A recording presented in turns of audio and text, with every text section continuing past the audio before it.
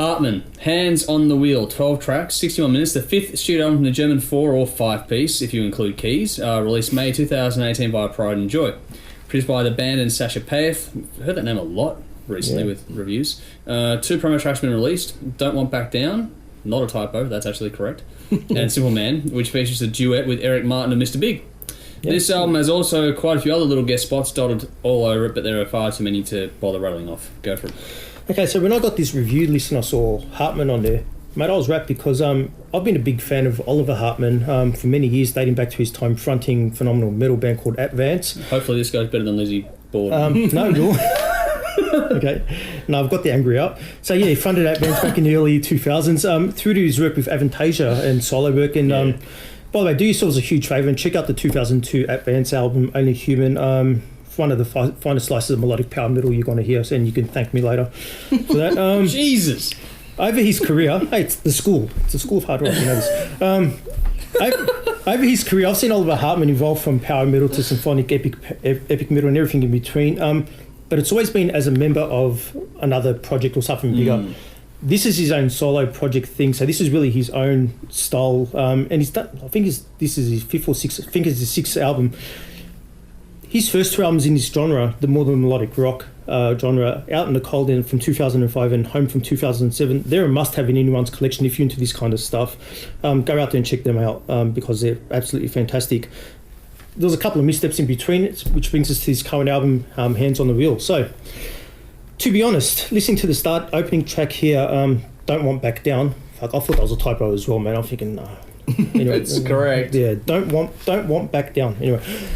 Anyway, listen to that. Which it's got a very AOR feel to it. And I was thinking this is going to be another one of those middle of the road albums because his last couple have been really AOR, not very rocky at all. Kind of like Richard Marx on steroids, pretty much. So I thought it was going to go down that path. I can't even picture that. Yeah. Well, yeah. So I thought it was going to go down that path, but like 2 minutes in, this thing gets really catchy, really rocky, and I thought, oh, here we go. No, so this really got my interest. It was a good opener overall. And then things get better. So songs like Your Best Excuse, Cold as Stone, pumps up the pace, offers sharp riffs and grooves along. So really, I'm thinking here we're on to a winner. Andrew mentioned before about Mr. Big, and I think the overall flow of this album kind of reminds me of Mr. Big in that it's not too fast, too slow. It's kind of in that middle layer there. Yeah. Okay. And and Eric Martin he pops up on that song called Simple Man. That track is fantastic, and that's worth buying the album alone. I mean, I absolutely love that track. Oliver Hartmann's vocals, his own, they really remind me of a David Coverdale kind of sound as well, especially in the high registers, and they work well in the context of the material on offer here. But he does rock out a bit as well. I mean, The Harder They Come is about as hard as Oliver Hartmann and the band really get. Really some heavy rock guitars, and there's riffs aplenty, and they mix it up here, and I really like that change in direction. So look, but it's not an album without its flaws. I think the album jumped the shark. There's a 7-minute song on here called Soulmates, and it kind of sucks the energy out of the record after 5 really great tracks. So, we've got killer track after killer track for the first 5. Then this thing comes in, and it's a 7-minute mark, and it's just like really plods along and just doesn't do anything. It really sucks out the momentum of the album to date. So, for me, possibly that could have been left off the record or maybe pushed back towards the back end of the record. But just the placing of it wasn't right. As a closer. Yeah, maybe. Another minor gripe I've got is, and this is the thing, the overall sequencing of the album, like I said, it comes out of the gates, then it kind of comes to a screeching halt with Soulmates, and it never really recovers from there. The back of this album has some of the more slower songs, songs like The Sky Is Falling, Heart of Gold, and even Lost in Translation. They're just not up to pace or par as those first couple of albums there. So I think if some of the gems from the first half of the album were kind of spaced a bit more evenly towards the back end of the album as well, I reckon it just would have flowed better and would have made it a better overall album as a whole. Look, overall, Hartmann's done exactly what I was hoping they'd do on this album, which is going back to the older style of the first 2 albums and going a bit away from the more AOR thing. So yeah, look, it's enjoyable listen. Another page then. No, it's almost finished.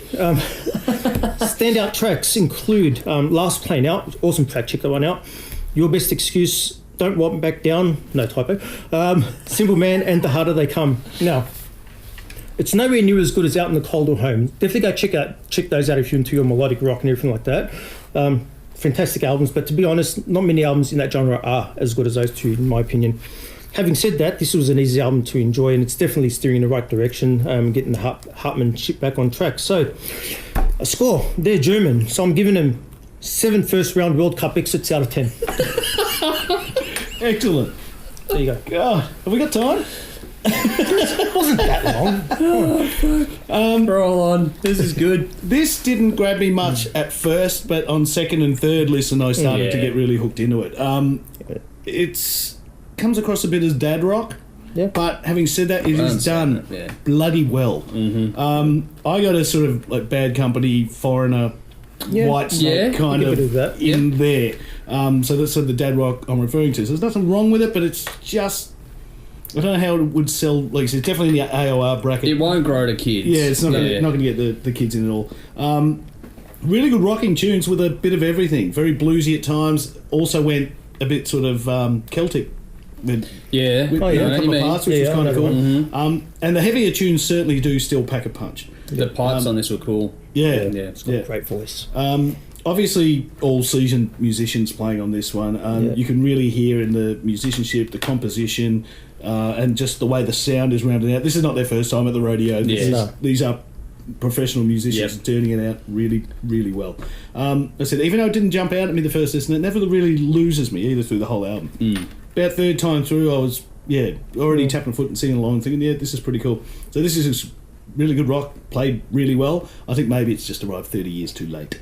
Well, yeah, that's true. I gave it 8 out of 10. The highlights were Simple Man, of course, that track just rocks. Lost in Translation, The Harder They Come, and Heart of Gold. There you go. Well, for me, it's just sort of, it's got a classic groove and it's just melody-driven rock overall. I really like the production on this one, though. It's really rich, well-laid, sounds warm, which is perfect for this style of music. I love the depth and space it has as well. It's got the right amount of rumble in the bottom and the right amount of sparkle at the top. They've really balanced it well. Yeah. The vocals sound fantastic, and I love the way they sit in the mix along with the backing vocals. That aspect is well done. But I also enjoyed how things are allowed to push forward or back as the song requires. That's really well done, and it punches along nicely at the right times for me. Great diversity in the tones and a few tricks here and there. That really makes this an interesting listen for me. And the diversity also flows over into the writing and different instruments being used, like the pipes being used on this album, that Celtic feel you were talking about. You don't hear many albums use that element, and it works well in this case. It's a really nice point of difference. And I love the lyrics in this one too. Great stories being told here and damn well done. I think lyrically this is incredibly strong. Another string that adds to the diversity of the listen, but it all fits together and flows really well. Little touches of AOR, certainly some very radio-friendly stuff on this, but on the flip side, there are tracks that have plenty of balls about it as well. They've got something for everyone here. There are nice, pure, soft touches too, which make this a really well-balanced and thought-out listen. It's very easy to sit back with this one, right down to the ballad right in the middle of the album. I know you said it dragged, but when you're sitting back with this one, as just someone who's not really following this band or artist too closely, I'm sitting back and enjoying it. It's very easy to take the whole listen in just for a first-timer at it. There are some very tasty playing across the board on this too, that must be noted, not just in the guitar solos, but across the board. There is fantastic musicianship on display on this record. I agree with you though, it does possibly drag a bit in the overall listen. It's not the most energetic listen from start to finish. It's a long record, but that said, there are no dud tracks. There's no track that I'd say that needs to be cut. No. You know, every single track is good. It's just that it's a lot to take in at one time. If they come up on random shuffle, you'll listen to them. As a complete thing ingested in one go, it might be a bit of a struggle. But if you like vintage hard rock inspired music, but firmly modern in the sound, you should really check this out. I gave it an 8.5 out of 10. I picked Cold as Stone, The Sky is Falling, The Harder They Come, and Lost in Translation. Nice. Those are my standouts. So check it out for yourselves. Let us know what you think.